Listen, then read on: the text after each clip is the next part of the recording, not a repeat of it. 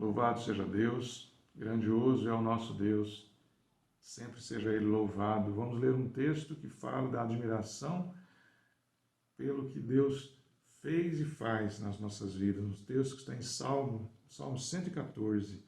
Ele fala assim: quando Israel saiu do Egito e a casa de Jacó do meio de um povo de língua estranha, Judá se tornou o santuário do Senhor, e Israel o seu domínio. O mar viu isso e fugiu. O Jordão recuou. Os montes saltaram como carneiros e as colinas como cordeiros do rebanho. O que aconteceu, ó mar, para que você fugisse assim? E você, Jordão, por que recuou? Montes, por que estão saltando como carneiros? E vocês, colinas, como cordeiros do rebanho? Trema, ó terra, na presença do Senhor, na presença do Deus de Jacó. Ele transformou uma rocha em lençol de água e o rochedo em manancial. Amém. O Senhor é grandioso. Esse texto lembra os feitos de Deus, o livramento do povo que estava preso no Egito, a caminhada do Egito. Ele fala que o mar se abriu, que o Jordão também recuou o rio para que eles passassem, e que a água que jorrou da pedra, Deus fez milagres, maravilhas para preservar o seu povo, e essa é a razão de nós podermos sempre termos de adorar o nosso Deus. Ele é grandioso, a vontade dele é eterna e perfeita, e muito superior à nossa, muito. E ele fez um plano maravilhoso para que nós nos achegássemos a Ele. Ainda que rebeldes, ainda que pecadores, ainda que não compreendedores dessa vontade do Senhor, Ele nos colocou no seu plano. Ele, por nos amar tanto, decidiu por nós, nos colocou na sua presença, em volta dEle, e deseja e espera nos ver diante dEle com essas características, com esses desejos de adoração plena, de adoração completa a Ele, que é tudo. É o Senhor do universo, é o Senhor Criador de todas as coisas, é o nosso Senhor. Vamos adorá-lo orando, vamos adorá-lo meditando nessa palavra e na ação e na presença dEle nas nossas vidas. Ó Senhor, grandioso Deus, eterno Pai. O Senhor é grandioso porque tudo que existe, que é tão grande em relação a nós, é pequeno diante do Senhor. O Senhor é grandioso. O Senhor é eterno. O Senhor existe desde antes de tudo que nós conhecemos. E o Senhor é o nosso Pai, é o nosso Criador, é o nosso Senhor. Todas as coisas que existem o são, porque o Senhor tem misericórdia. E nada passa desapercebido aos teus olhos, nós sabemos disso também. Por isso nós somos feitura do Senhor, criação do Senhor. E só podemos adorá-lo, só podemos engrandecer o teu nome, Senhor. Bendito sejas eternamente.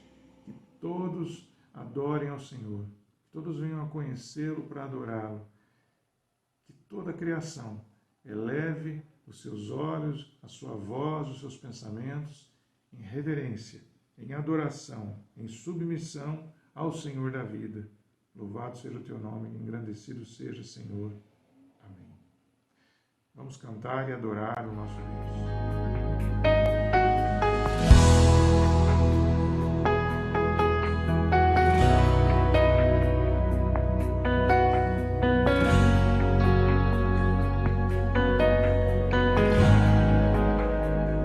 Estás aqui, movendo entre nós. Te adorarei, te adorarei.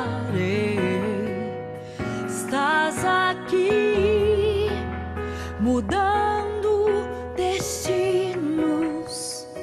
Te adorarei, te adorarei.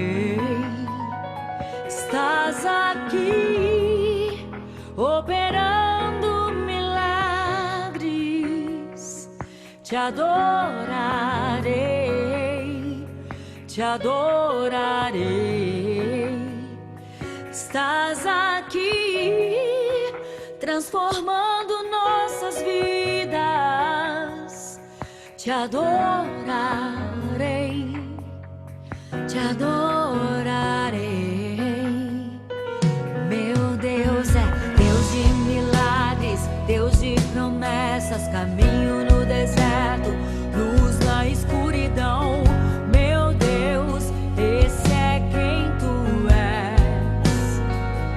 Meu Deus é Deus de milagres, Deus de promessas, caminho no deserto, luz na escuridão. Meu Deus, esse é quem tu és. Estás aqui, tocando os corações. Te adorarei, te adorarei. Estás aqui, curando multidões. Te adorarei, te adorarei. Estás aqui, restaurando os corações. Te adorarei, te adorarei. Estás aqui, transformando histórias. Te adorarei, te adorarei. Meu Deus é Deus de milagres, Deus de promessas, caminho no deserto, luz na escuridão. Meu Deus, esse é quem tu és. Meu Deus é Deus de milagres, Deus de promessas, caminho no deserto, luz na escuridão. Meu Deus, esse é quem tu és. Enxuga as lágrimas, restaura os corações. Tu és a resposta, Jesus. Enxuga as lágrimas, restaura os corações. Tu és a resposta, Jesus. Meu Deus é Deus de milagres, Deus de promessas, caminho no deserto, luz na escuridão. Meu Deus, esse é quem tu és. Meu Deus é Deus de milagres, Deus de promessas, caminho no deserto, luz na escuridão. Meu Deus, esse é quem tu és. Meu Deus é Deus de milagres, Deus de promessas, caminho no deserto, luz na escuridão. Meu Deus, esse é quem tu és. Meu Deus é Deus de milagres, Deus de promessas, caminho no deserto, luz na escuridão. Meu Deus, meu Deus, Deus de milagres, Deus de promessas, caminho no deserto, luz na escuridão. Meu Deus, esse é quem tu és. Louvado seja o nosso Deus.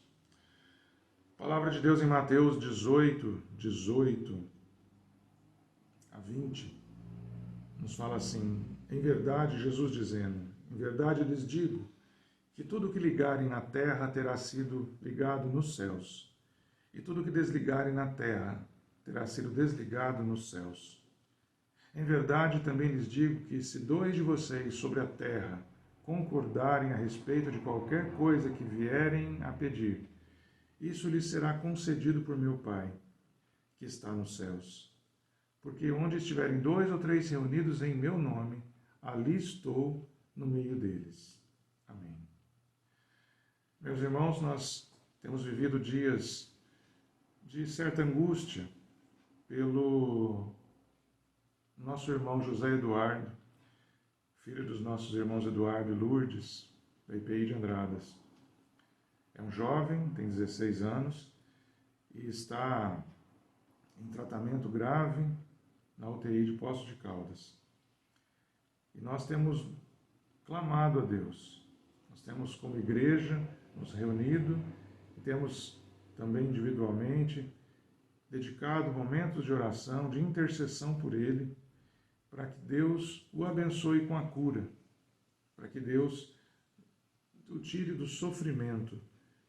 E também temos pedido o consolo e o conforto de Deus para Lourdes, para o Eduardo, seus pais, para a Heloísa, sua irmã, para todos os parentes, os amigos, os irmãos que somos do José Eduardo.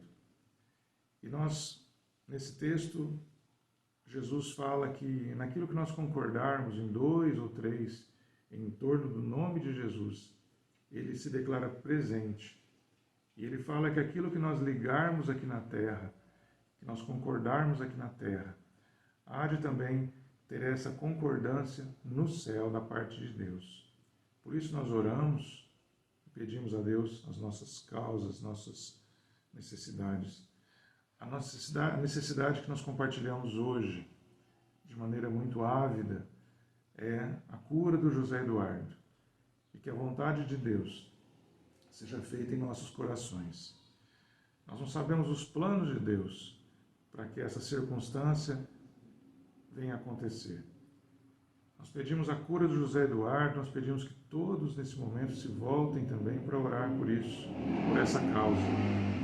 A vontade de Deus é soberana e nós queremos que Ele conheça a nossa vontade e que ela possa se unir à vontade do Senhor e que nós possamos ter nessa oração a mente do Senhor, para que tudo que Ele pode fazer seja feito na vida do José Eduardo, na vida do Eduardo, da Lourdes, da Heloísa e nas nossas vidas. Por isso eu peço que você feche seus olhos e junto de nós também ore, interceda pela vida de José Eduardo nesse instante.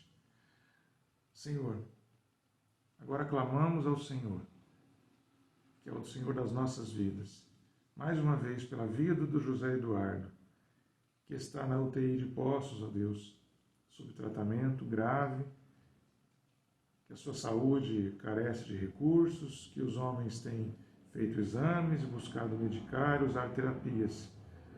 Mas o Senhor, que é médico dos médicos, é o Senhor de toda a terra, de toda a criação. O Senhor, ó Pai, que tem essa situação nas Tuas mãos. Clamamos a Ti, ó Pai, como igreja, como povo do Senhor. Que o Senhor, ó Pai, tenha misericórdia da vida do José Eduardo. Ele que já é um filho Teu, já entregou a sua vida ao Senhor. Que ele continue, ó Pai, nos Teus braços, cuidado, que a sua alma, o seu corpo, sejam usados pelo Senhor, para a honra e glória de Ti, Senhor. Nós pedimos pela cura dele, que o Senhor, ó Pai, o levante daquele leito e o traga de volta ao convívio com os seus pais. É o desejo do nosso coração, o desejo de toda a Tua igreja. E pedimos também que a Tua vontade, ó Pai, que é soberana, que é maior que a nossa, seja feita. Que o tratamento do José Eduardo seja também para a vida e para a cura de muitas pessoas, ó Pai. Que muitas pessoas, por meio dele, por meio desse momento de fé, que nós entregamos na Tua presença, em comunhão, em congregação, nós fazemos isso também desejosos que a Tua palavra seja pregada aos corações, o Teu amor seja mostrado àqueles que ainda também não Te conhecem. Que tanto lá no hospital em Poços, quanto, Pai, por todas as pessoas que souberem dessa causa, o Teu nome seja exaltado, que o Senhor seja glorificado e que vidas também sejam alcançadas por meio de toda essa circunstância especial que o Senhor, Pai, nos colocou a todos.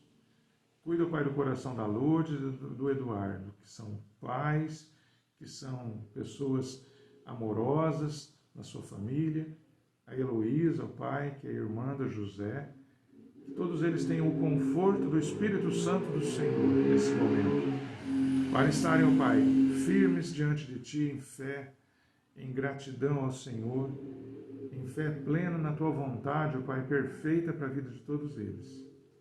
Nós clamamos, ó Pai, em nome de Jesus, para que a Tua bênção seja sobre a vida de José e a Tua misericórdia, ó Pai, renove-se mais uma vez nesse dia na vida dele e na vida dos seus pais, na vida da Heloísa, de toda a família e de todos nós. Que o Teu rosto, ó Pai, resplandeça sobre todos nós, é o que nós pedimos. Em nome de Jesus. Amém. Apesar da nossa angústia, dessa ansiedade pelo bem do José Eduardo, digo apesar porque isso é um pesar, é uma tristeza, mas nosso sentimento diante do Senhor é de alegria.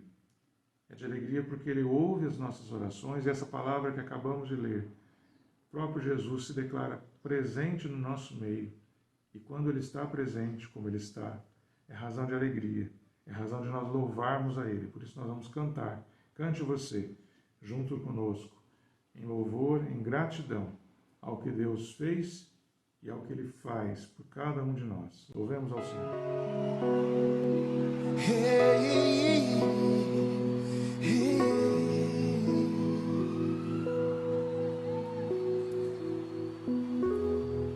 Neste lugar, Tu és real.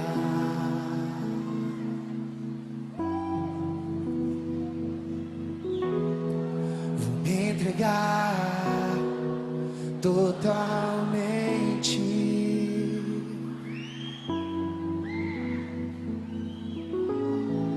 O Teu toque abriu os olhos do meu coração.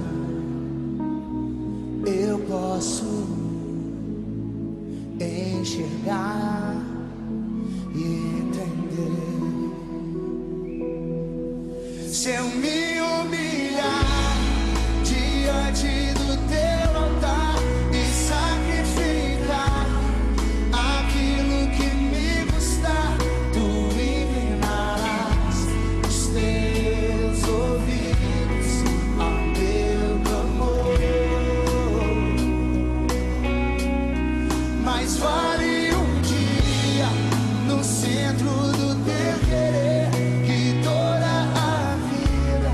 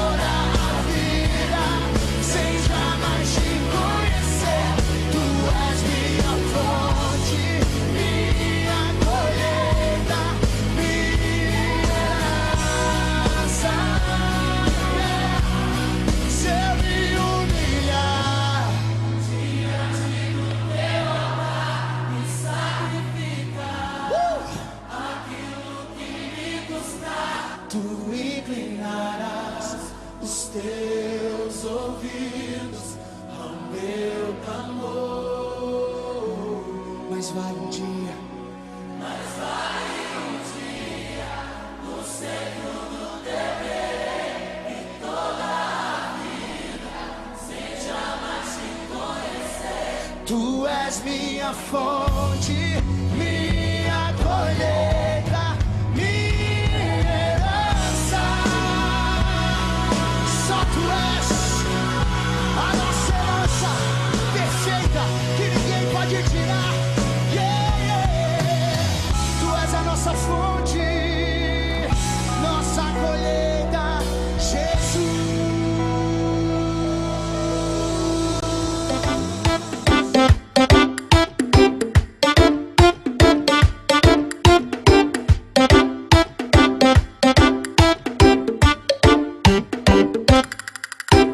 Pedro, Tiago, João no barquinho. Pedro, Tiago, João no barquinho. Pedro, Tiago, João no barquinho no mar da Galileia. Jogaram a rede, mas não pegaram peixe. Jogaram a rede, mas não pegaram peixe. Jogaram a rede, mas não pegaram peixe no mar da Galileia.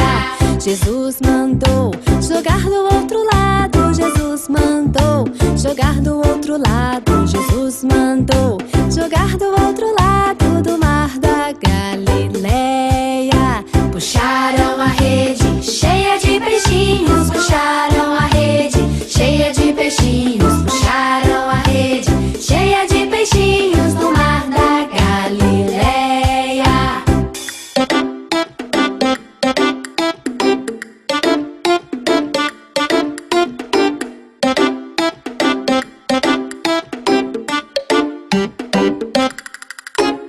Pedro, Tiago, João no barquinho. Pedro, Tiago, João no barquinho. Pedro, Tiago, João no barquinho no mar da Galileia. Jogaram a rede, mas não pegaram peixe. Jogaram a rede, mas não pegaram peixe. Jogaram a rede, mas não pegaram peixe no mar da Galileia. Jesus mandou jogar do outro lado. Jesus mandou jogar do outro lado. Jesus mandou jogar do outro lado do mar da Galileia. Puxaram a rede cheia de peixinhos. Puxaram a rede cheia de peixinhos. Puxaram a rede cheia de peixinhos no mar da Galileia. No mar da Galileia. No mar da Galileia.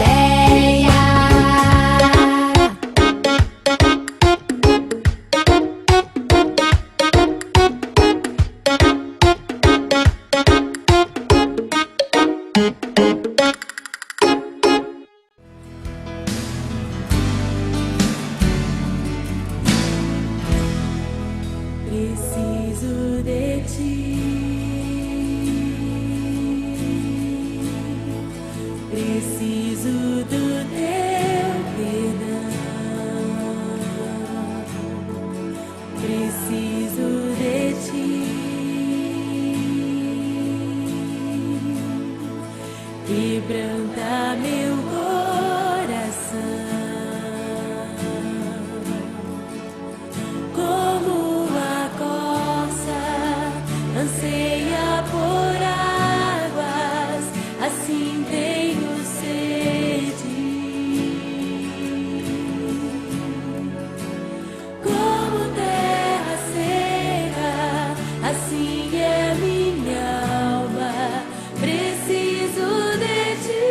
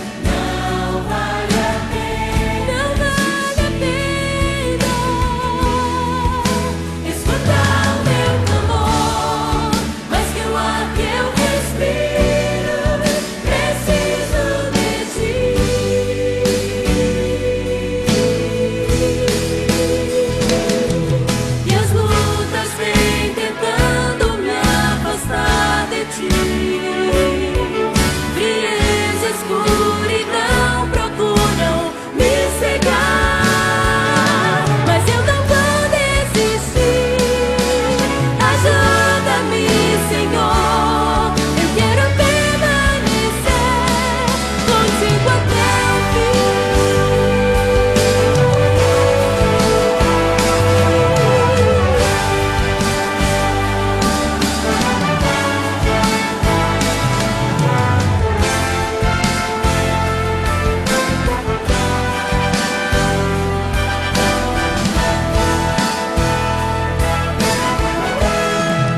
Distante de ti, Senhor, não posso viver. Não vale a pena existir. Escuta o meu clamor, mas preciso de ti.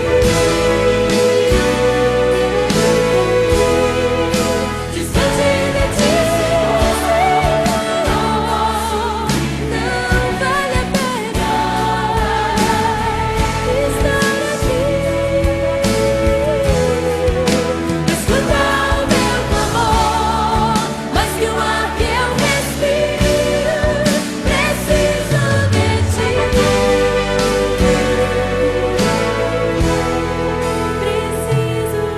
ti. Preciso de ti. Preciso de ti. Preciso. Glória e louvor ao nosso Deus, seja dado sempre. Nós vamos meditar agora na palavra do Senhor e o texto para essa noite nós encontramos na carta de Paulo aos Romanos, no capítulo 14. Nós vamos ler os primeiros 12 versos. Romanos, capítulo 14, versos 1 ao 12. Acolham quem é fraco na fé, não porém para discutir opiniões. Um crê que pode comer de tudo, mas quem é fraco na fé, come legumes. Quem come de tudo não deve desprezar o que não come. E o que não come não deve julgar o que come de tudo, porque Deus o acolheu. Quem é você para julgar o servo alheio? Para o seu próprio dono é que ele está em pé ou cai, mas ficará em pé, porque o Senhor é poderoso para o manter em pé. Alguns pensam que certos dias são mais importantes do que os demais, mas outros pensam que todos os dias são iguais.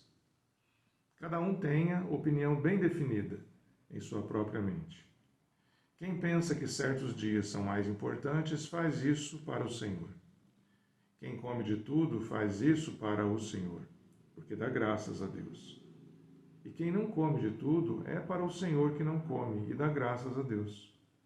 Porque nenhum de nós vive para si mesmo, nem morre para si. Porque se vivemos é para o Senhor que vivemos, e se morremos é para o Senhor que morremos. Quer pois vivamos ou morramos, somos do Senhor. Foi precisamente para esse fim que Cristo morreu e tornou a viver para ser Senhor tanto de mortos como de vivos. Você, porém, porque julga o seu irmão, e você porque despreza o seu irmão, pois todos temos de comparecer diante do tribunal de Deus. Como está escrito, por minha vida, diz o Senhor, diante de mim se dobrará todo o joelho, e toda língua dará louvores a Deus. Assim, pois, cada um de nós prestará contas de si mesmo diante de Deus. Amém. Em João, capítulo 3, verso 3, Jesus disse que aquele que não nascer de novo não pode ver o reino de Deus. É o que acontece depois de revelada a salvação da nossa alma pelo sacrifício de Cristo Jesus.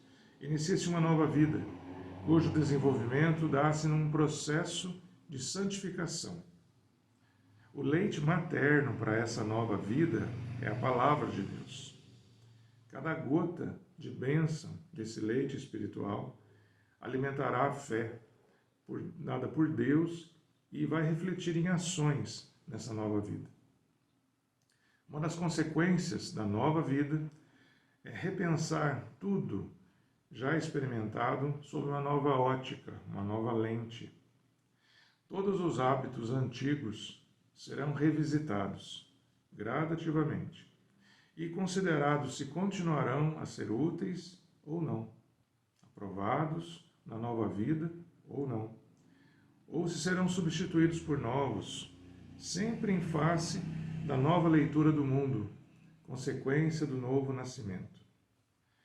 Como no mundo natural, a criança deve ser rodeada de atenção dedicada pela sua família e por todas as pessoas, à sua volta, o grupo de apoio.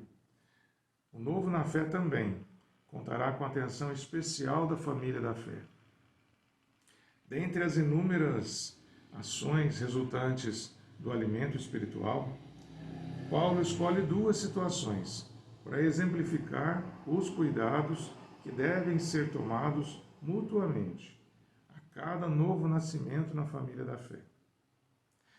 Ele fala da comida, no texto que nós lemos, quando ela é santa ou quando ela é abençoada. Havia para os judeus, desde muito tempo, quando Moisés guiava o povo pelo deserto, ordens expressas sobre como se alimentar, quais alimentos eram próprios e impróprios para serem servidos. Até a forma como os animais eram mortos ou encontrados fazia diferença quanto a serem ou não comidos. Nós temos leis em Levítico, capítulo 7, capítulo 11, capítulo 17, capítulo 19 e outros tantos textos. Antes ainda, no Jardim do Éden, nos parece que a orientação de Deus era mais na linha vegetariana ou vegana, já que o homem podia se alimentar de toda a árvore do jardim, exceto uma. Em Gênesis 2,16 temos isso, mas também em 3,19, Deus introduziu o pão na alimentação oficialmente. Glúten, carboidratos. Gênesis 4:2 fala que Abel foi pastor de ovelhas. Então, para que ele criava ovelhas? Senão para ter lã, couro, leite e carne. Então, para alimentação. Gênesis 9:21 fala que Noé protagonizou a vitivinicultura, plantação de vinhas, produção de vinho. Gênesis 10:9 fala de Nimrod, um dos descendentes de Noé, poderoso caçador de animais, ou seja, até os animais que não eram mais de criação, o gado, eram também utilizados na vida, no cotidiano do povo. Bom, com toda essa história bíblica sobre comida, centenas de anos de cultura alimentar, vem depois Deus falar com Pedro, lá em Atos, capítulo 10, versos 13 a 15, a visão que ele teve. Em resumo, ele ouviu de Deus assim: todo alimento é santo, pois eu santifico. Então tá. Aí Paulo ensina em 1 Coríntios 10, 27, que sendo convidado por um não cristão para comer, comei tudo o que se puser diante de vós, sem nada perguntar. Em seguida, no verso 28, ele fala: se alguém vos disser isso foi sacrificado a ídolos, então não comais. Simples. Como não desagradar a Deus quanto à comida? Vale a última orientação apenas? E as anteriores não tinham valor? E se eu não gosto de carne, eu sou obrigado a comer porque é santificado? E se eu não gosto de jiló, eu sou obrigado a comer porque é santificado? Churrasco ou comida vegana? Questões assim, Paulo exorta os romanos a serem pacientes, amorosos e humildes. Cada novo nascimento é uma criança na fé, que precisa ser alimentada dia após dia para se tornar forte e servir ao Senhor com inteireza de coração. O seu tempo de amadurecimento deve ser respeitado, pois a regra desde o início é que tudo deve ser feito para a honra e glória de Deus. Se não, como determinado alimento por causa de Deus, esse negócio é entre mim e Ele. Se eu não como, eu estou resolvendo isso com Deus, que é por causa de Deus, é para Deus que eu não estou comendo.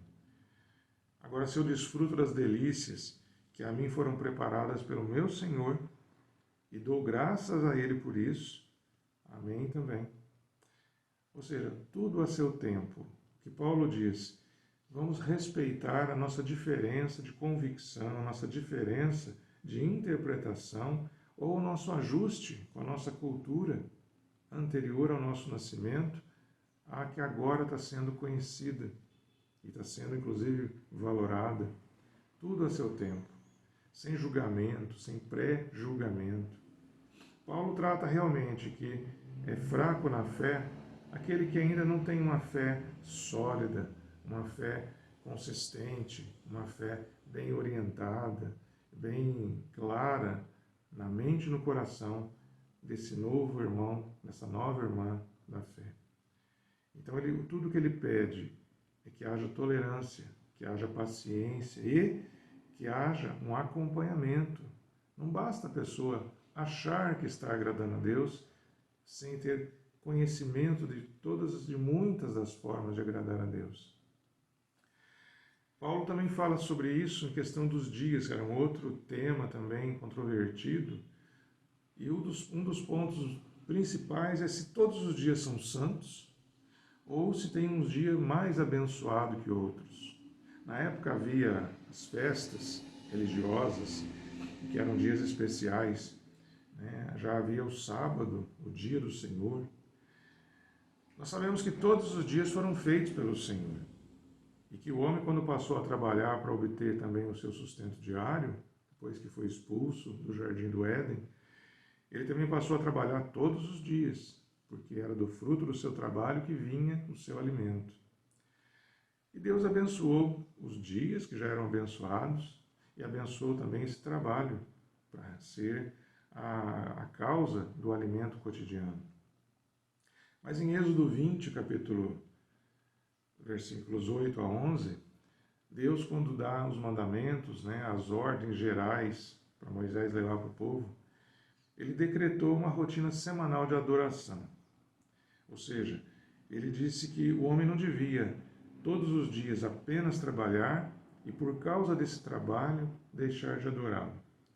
Então ele mandou o homem separar um dia nessa rotina para que esse dia fosse dedicado a ele, exclusivamente a ele, para adoração.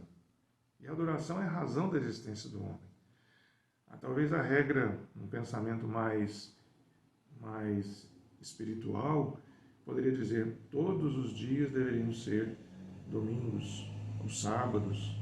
Todos os dias deveriam ser de plena adoração a Deus, de devoção a Deus na casa do Senhor.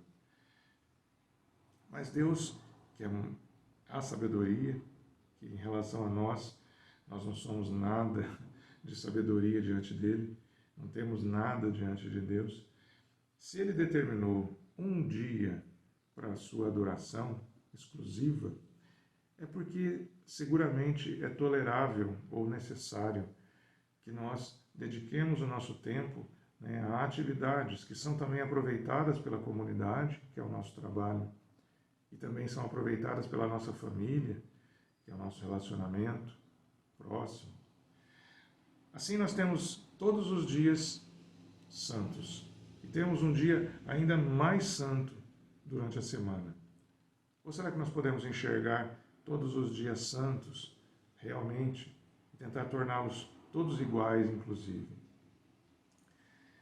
A gente não deve se constranger com essas coisas, mas a gente precisa lidar com o trabalho, sim, com as questões atuais. Hoje nós temos escala de revezamento de turno. Aquela rotina de 7 dias já não é uma regra, já é um privilégio para muitas pessoas.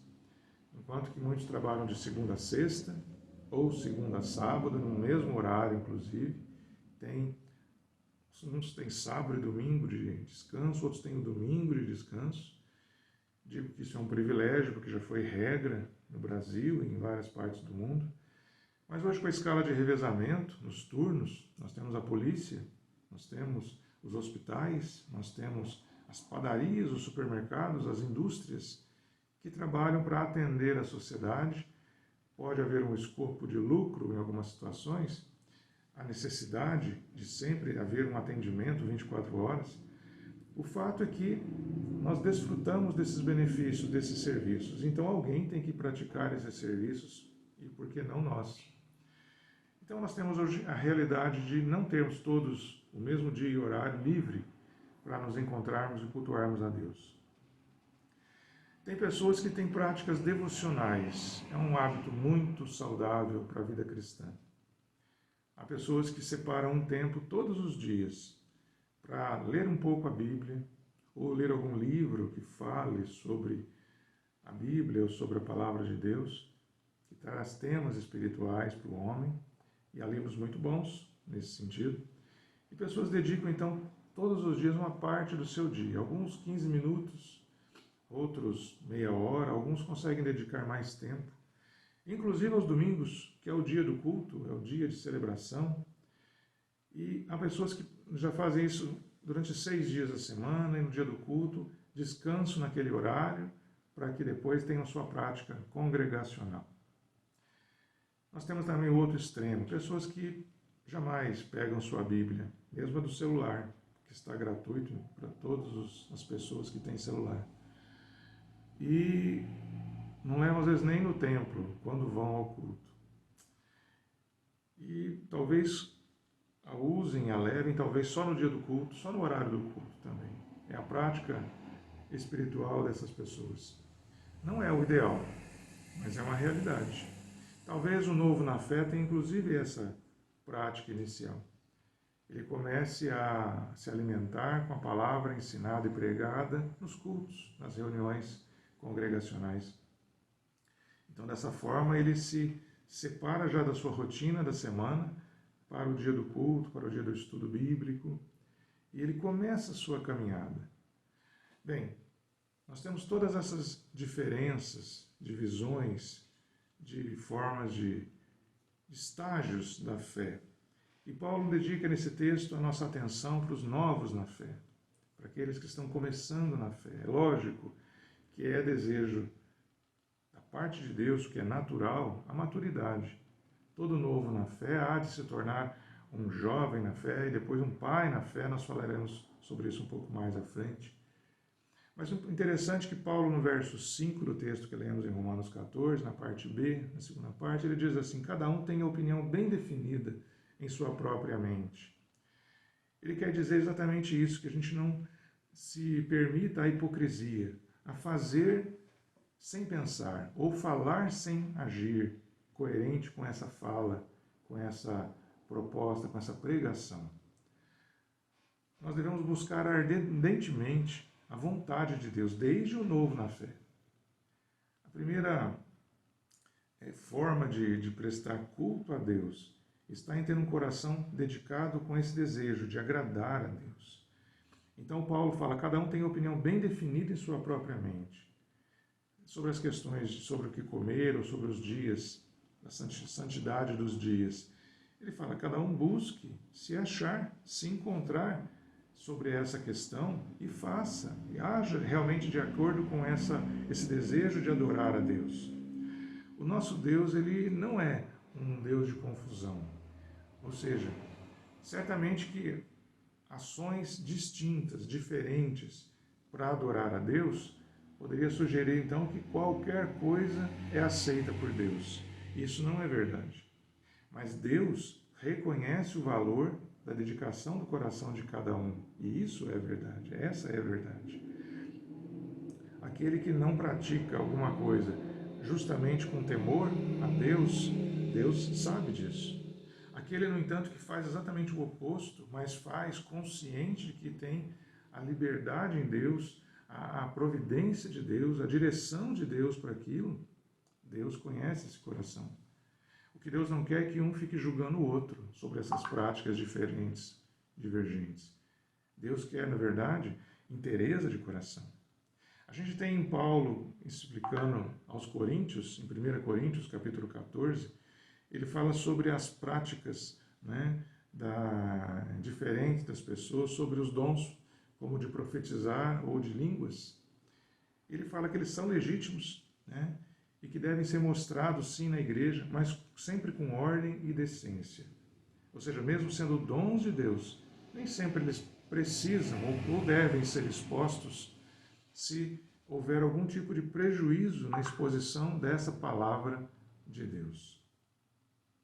Nós temos em Coríntios também orientações de Paulo sobre as mulheres na igreja.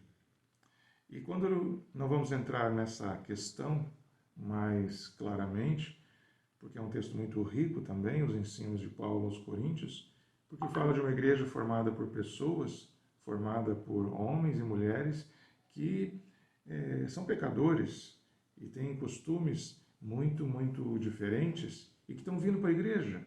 E tem práticas, então, inclusive, que eles têm trazido para a igreja também. E Paulo exorta, ensina, repreende muitas vezes.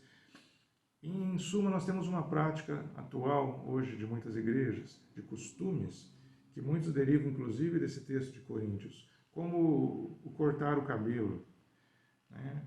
Lá fala que é belo para a mulher usar o cabelo como véu.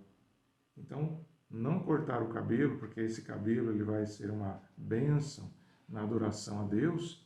Amém, para quem assim crê e assim também dedica essa parte, esse atributo do seu corpo, da sua vida, os cabelos, a Deus. Mas ele fala também que, então, quem cobrir a cabeça com o véu é melhor em algumas situações, algumas circunstâncias. Nós temos as irmãs que cobrem a cabeça com véu. Além de terem os seus cabelos, os cobrem com véu. Amém. Se há uma dedicação a Deus, é o que Deus está dizendo, é o que Paulo está ensinando. Cada um tenha a sua mente bem definida sobre essas coisas e faça tudo para adorar a Deus. E ainda assim, no mesmo entendimento do texto lá em Coríntios, se alguém era prostituta e tinha os seus cabelos cortados, que a envergonhava para distinguir das mulheres que não eram prostitutas, e quando vinham na igreja com esse cabelo cortado, criando uma grande separação, um grande preconceito, visão que era tida naquele tempo, as pessoas que vinham para a igreja dessa forma, então quando cobria a cabeça tirava a visão dos cabelos cortados, né, da ideia, da lembrança de que aquela mulher era uma prostituta. Em resumo, aquele que se prostitui, que não se prostitui mais por Deus, que bênção, venham para a igreja. É o que o texto, na verdade, inspira o entendimento sobre a questão do véu e dos cabelos em Coríntios. Amém. Aquele que muda as suas práticas e deseja fazer isso para adorar a Deus e faz isso para adorar a Deus. Amém. Todas as igrejas dos santos têm pais, jovens e filhos. Lá em 1 João capítulo 2, verso 14, o apóstolo escreve, ele fala aos filhinhos que os seus pecados foram perdoados. É a primeira coisa que um novo na fé, que um nascido na vida em Deus, na vida espiritual, aprende e precisa saber. Que os pecados foram perdoados pelo sacrifício de Jesus. Com o tempo, com o alimento espiritual, com a firmeza, com a constância, especialmente com o cuidado dos irmãos da igreja, esse novo na fé se torna mais forte, se torna um jovem na fé.